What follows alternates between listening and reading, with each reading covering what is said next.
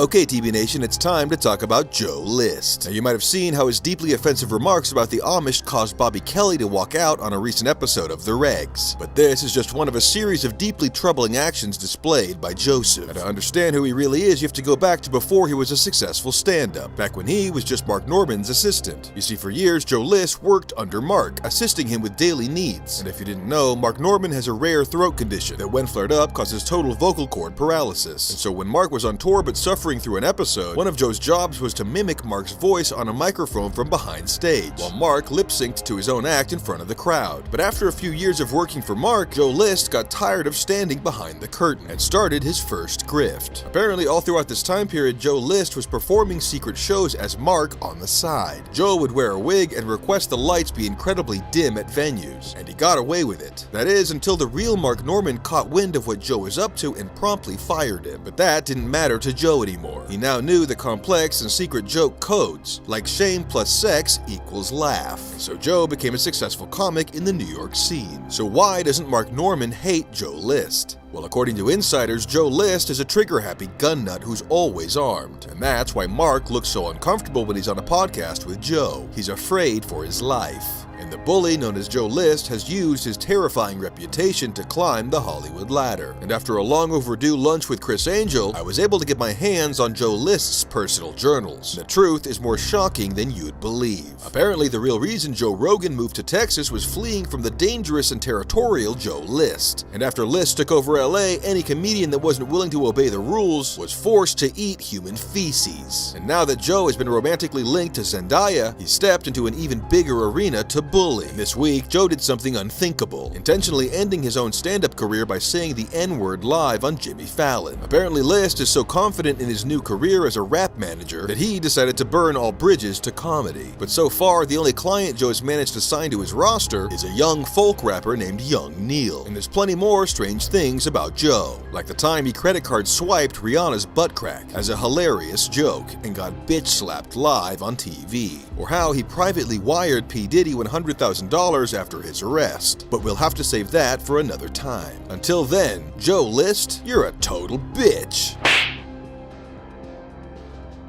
Okay everyone, if you're keeping up, the ocean flooding is finally drained, and we found ourselves in the wilderness of Russia. It seems the tidal wave only came as far as the Siberian forest. Who knows how much damage the rest of the world has sustained, but for now we've got to make a fire to ward off Siberian wolves. TB Nation, we live to fight another day.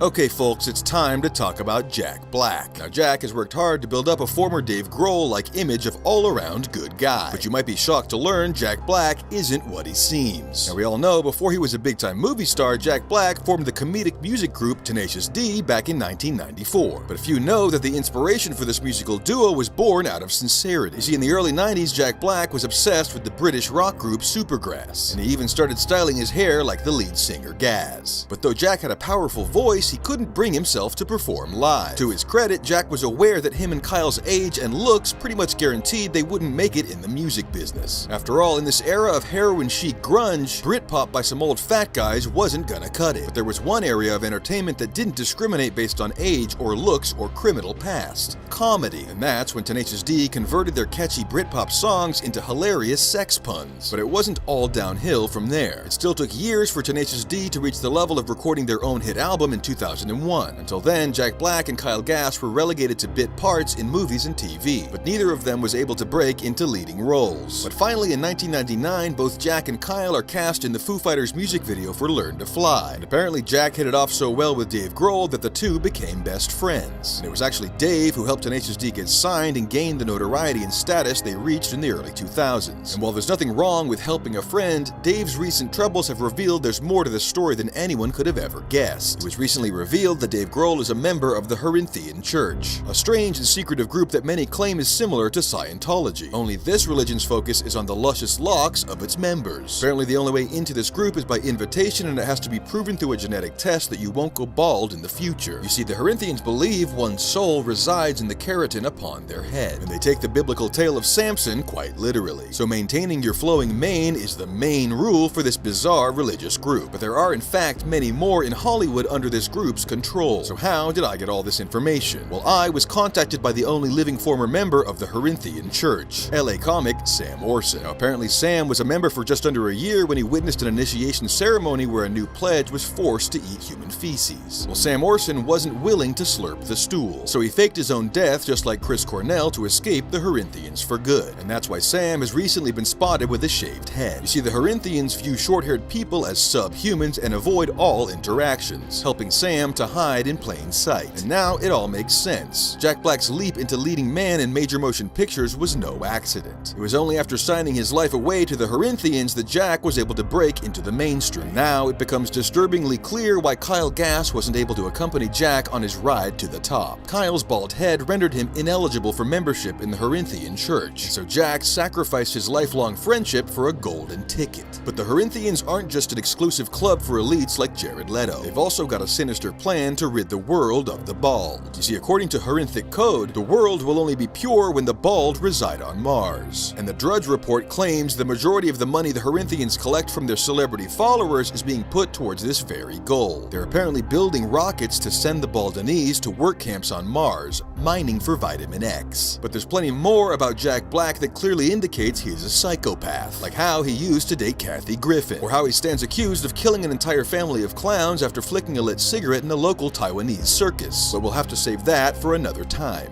Until then, Jack Black, you're a total bitch. Okay everyone, if you're still with us, me and a small ragtag group of international survivors/terrorists are riding the debris from the Great Floods as the water finally recedes. Thankfully, we happen to be clinging to a McDonald's that floated by from somewhere in Indonesia. We've been able to cook up some delicious multicultural burgers to keep us alive, but we're running out of Coca-Cola. TB Nation, pray we can get this fry cooker up and running.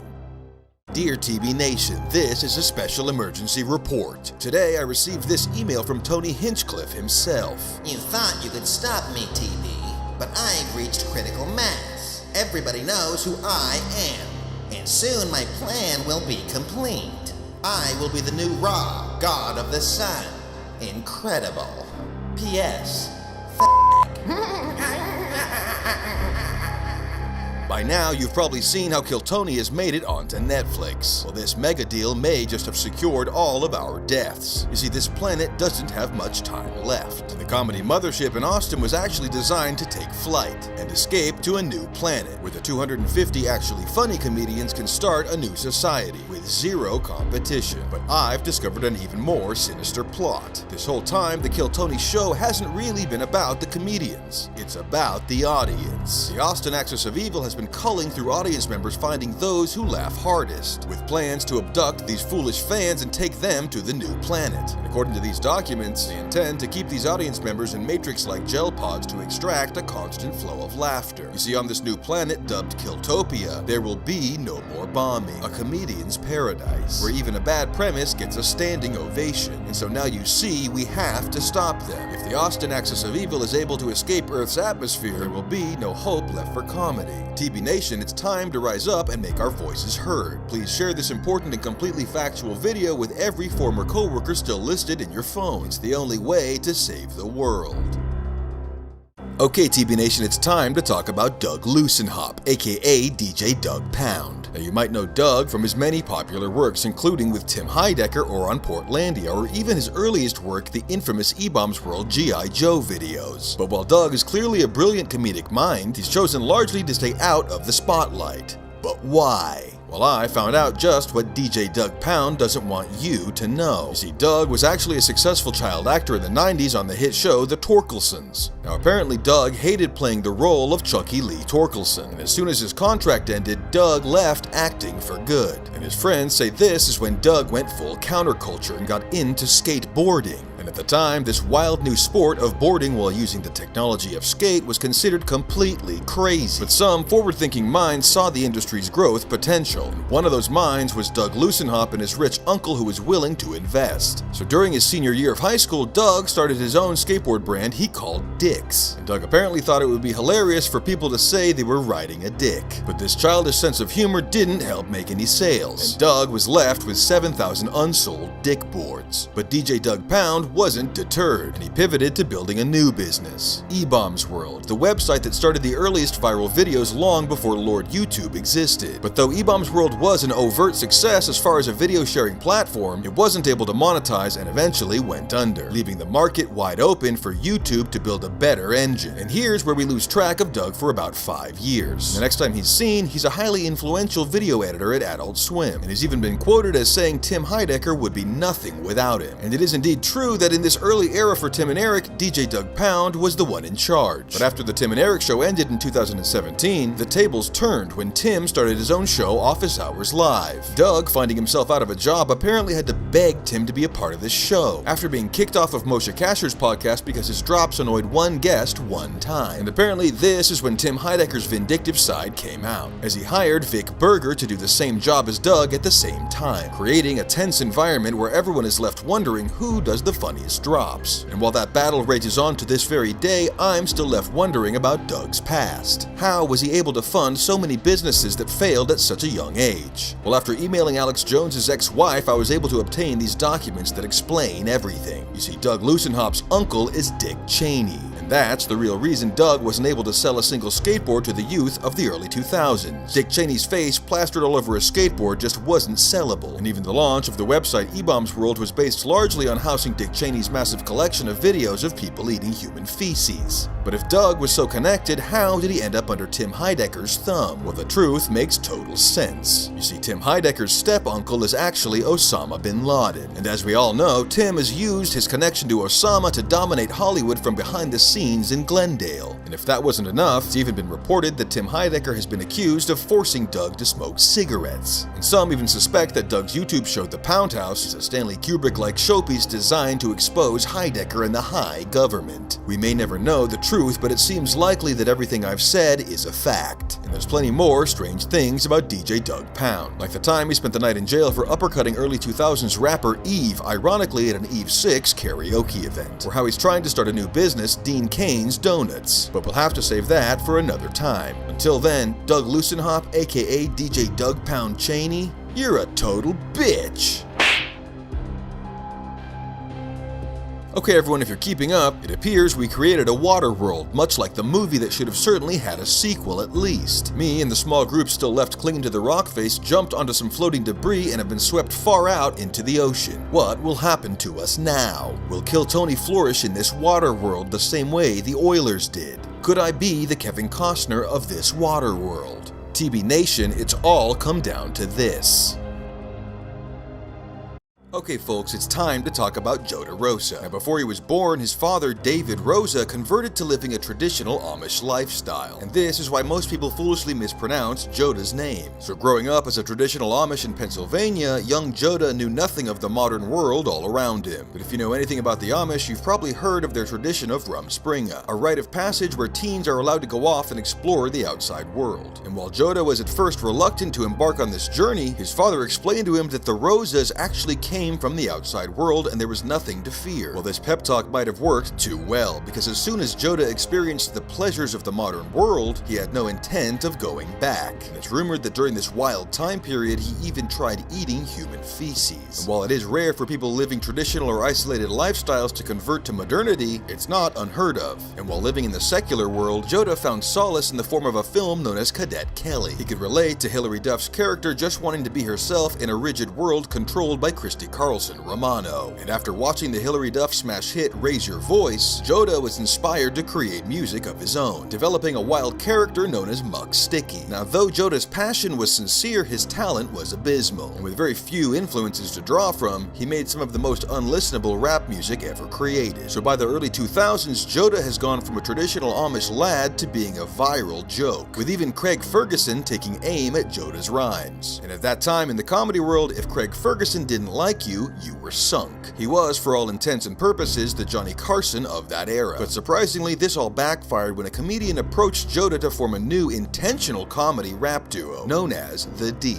This is where everything changed for Joda. Working in this field of comedy, he could see things others couldn't. It was like a matrix of jokes that Joda's years of isolation helped him see through. He learned the most important principle in comedy that usually takes comedians decades to master: the sacred geometry and perfect math. Talking on a microphone plus sex equals laugh. And eventually he ditched the musical element and pivoted to more traditional sex-based stand-up. And though Joda might seem like a regular member of the old 250, I found out the sinister truth that he's been hiding. You see, Joda is certainly known for his comedian behavior, aka jacking off the penises of trans women. But after doing some research into his sect of traditional Amish culture, I spotted something no one else has. You see, according to their belief system, to officially leave the community, you have to go through a removal ceremony where you literally sign away your former self. While looking through their records, I noticed Joda never went through this ceremony, rendering him technically still on Rumspringa. Then I did some research into his so-called sandwich shop and learned all their butchered meat is procured from Amish farmers. Finally, it all made sense. You see, according to the Amish sect Joda grew up in, you're supposed to proselytize and bring in new members, much like his father was brought in back in 1979. And they also follow the practice of communal conversion, in the form of ingesting meats that have been blessed by elders. So this whole time, Joda has been secretly converting unknowing citizens into traditional Amish without consent. And if he's not stopped, the entirety of the world will slowly be converted into traditional Amish. There's plenty more strange things about this guy, like how the Canadian band of brothers, the Moffats, have had a restraining order on Joda since the year 2004, or his ongoing feud with Solange Knowles, but we'll have to save that for another time. Until then, Joda Rosa, you're a total bitch.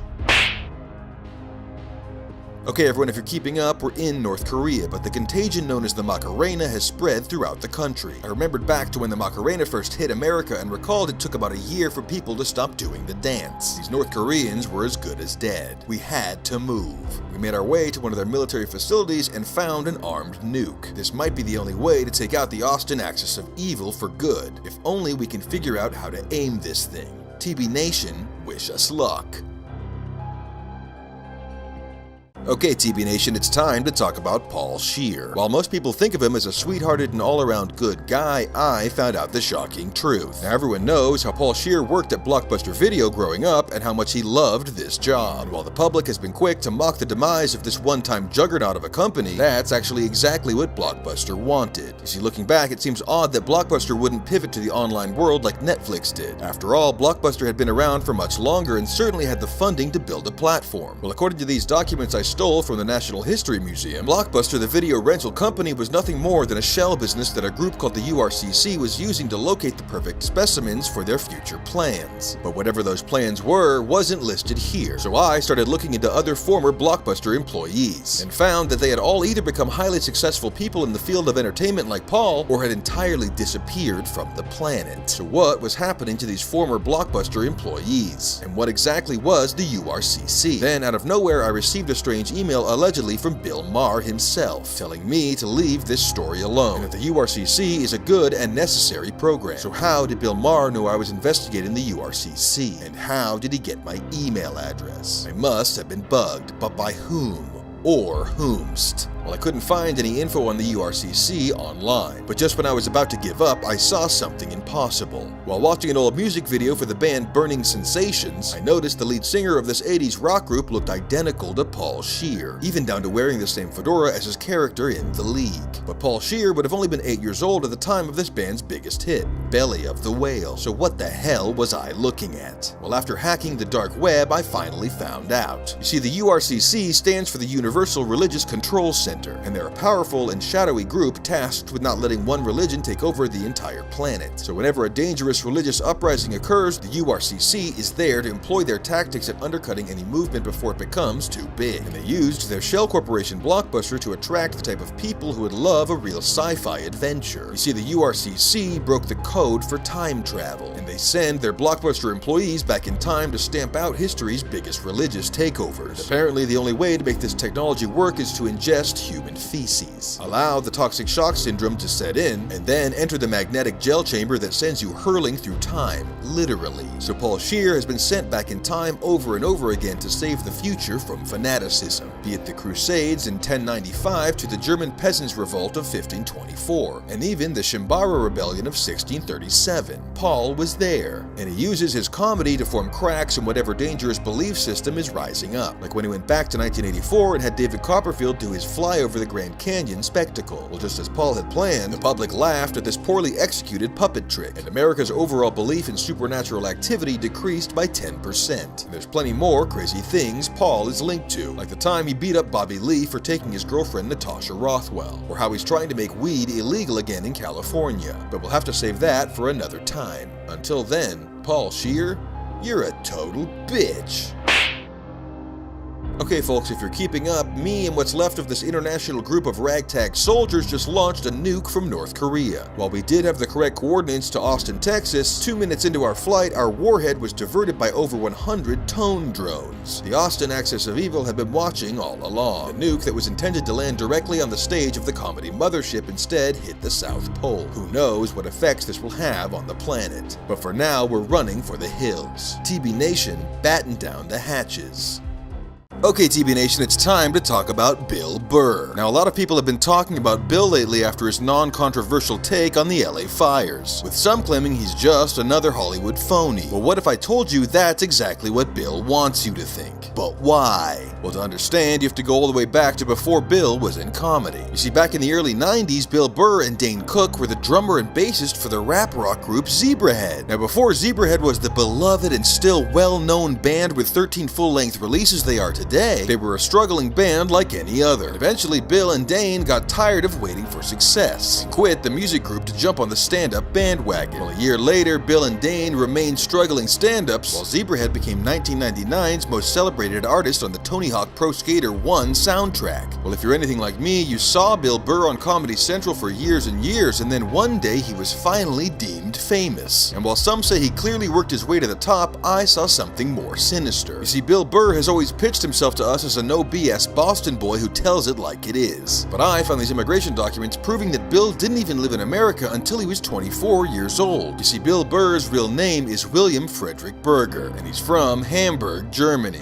Now, from what I could find out about his real family, he comes from powerful oligarchs in Hamburg, but much like the true life story of Milli Vanilli, he had no interest in power or politics, but instead in American pop culture. So he moved to Massachusetts under the guise of being a foreign exchange student and adapted to his surroundings. If you listen to enough of Bill Burr talking, every once in a while you can hear his voice slip back into his original German accent. And that's why he's deleted over 20 episodes of his podcast after fans started noticing and questioning his vocal changes. But there's nothing wrong with being from another country, so why does Bill Berger hide from his past? Well, the truth is devastating. You see, after Zebrahead blew up into the band that continues to rock out to this very day, Bill began to regret his choice to leave the group, and that regret turned to bitterness when Zebrahead released their hit song Playmate of the Year. The song was just so incredible and timeless. Bill was crushed that he wasn't a part of it, and so Bill Berger turned to the dark side. And all we know about Bill during these strange missing years is that he went back home to Germany and endured some type of re-education camp. And by the next time the public saw Bill, he was somehow famous and now sporting a new shaved head look, reminiscent of his devious German ancestors. His transformation to becoming entirely evil was clear. William Berger had taken up his family's devious historical business of pushing addictive and toxic fast food on the American public. That's right, Bill Burr is pushing burgers on the American people in exchange for a 15-year contract with Netflix. And there's plenty more celebrities whose entire careers are based on secret fast food lifelong endorsement deals. How else could Nikki Glaser become so famous? And it's even rumored that these fast food chains transitioned from using snake meat to human feces in the year 2008. So silly Billy Berger is making big bucks off keeping the American public fat and sick.